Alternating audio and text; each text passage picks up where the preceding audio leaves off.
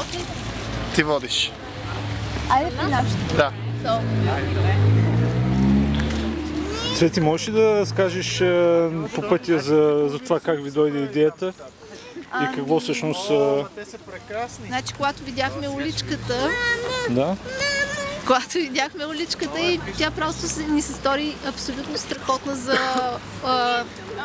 Open Air Exhibition, за изложба на открито и решихме, че това е страхотно да има в квартала едно място, където тук има детска градина, има училище, има читалище, децата да могат да излагат рисунките си. Това ще бъде една много хубава мотивация да се развиват в тази насока. И хората на пазара са доста ентусиазирани от идеята също. Харесват какво правиме, така че започнахме, маркирахме изложбеното място, макар да не е много довършено.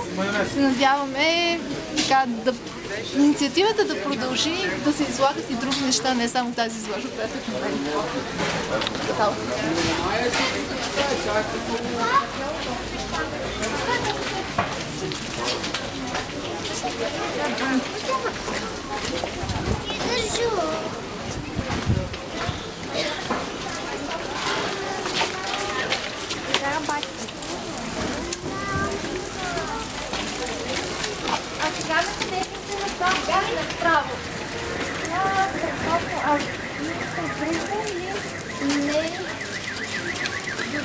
Дори твърди доза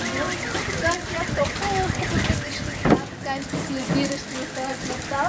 Това е много хубаво. Това ли е къщи? Да, ето там започва. Това са столчета за засядането. И тя като порасна още мъничко и почне да рисува. Тук е място, където ще се излага картинките.